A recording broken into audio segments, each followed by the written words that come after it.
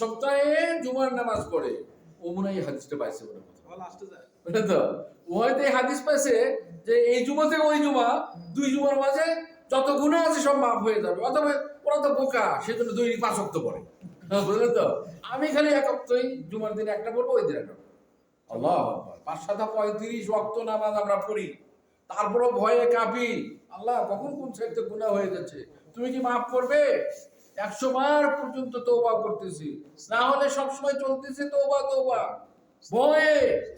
আর উনি জুমার দিনে জুমার নামাজ পড়লেন, আগামী সপ্তাহে যেত আর এক জুমার নামাজ পড়লেন, চিন্তা ভাবনা করতেছে। আল্লাহ রাসূল বলছেন মুকাফফিরাতুন মা বাইনাহুন্না, তো অর্থাৎ এর মাঝে যে গুনাহগুলো আছে না, এটা এই জন্য নয়, এই জন্য না যে কবিরা গুনাহ, সবচেয়ে বড় কবিরা গুনাহ কোনটা? আশিরক, উকুকুল ওয়ালিদাইন, আকলু মাল ইয়াতীম, তারপরে হচ্ছে আপনার যুদ্ধের ময়দান থেকে ফিরে আসা, তারপরে সতী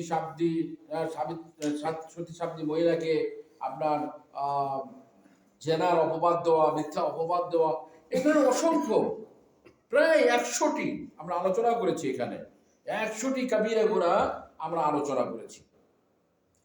তাহলে সেগুলোর ভিতর থেকে আল্লাহ সুবহানাহু ওয়া তাআলা যে আমলগুলো ফরজ করেছেন, ওয়াজিব করেছেন, সেগুলো ছেড়ে দেওয়াও কবিরা গুনাহ।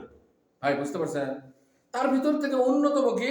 খামসু সালাওয়াত, হুকম তারিকুস সালাহ, অর্থাৎ 5 ওয়াক্ত নামাজ ছেড়ে দেওয়া ব্যক্তির হুকুম কি? সে কাফের। তো কাফের কখন হয়? যখন বড় বড় গুনার কাজ করে, বুঝলেন? শাস্তি কখন পায়? যখন বড় বড় অপরাধ করে।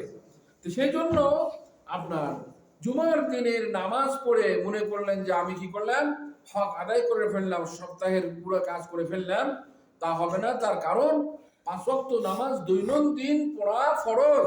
হাফিজু আলাস সালাওয়াতি ওয়াস সালাতিল উসতা ওয়া কুমু লিল্লাহি কানিতিন।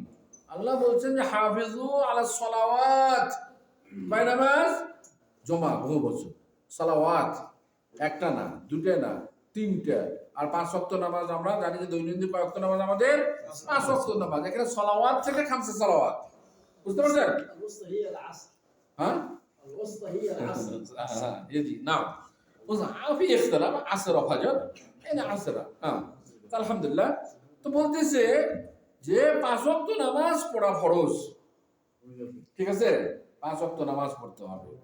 আর 5 ওয়াক্ত নামাজ আপনি পড়লেন না, শুধু জুমার নামাজ পড়লেন, আর বললেন যে কি হবে, আপনার গুনাহ মাফ হয়ে যাবে। বোকার, স্বর্গে বসবাস করছে, একেবারে শয়তানের ওয়াসওয়াসায় নিমজ্জিত, সে ডুবে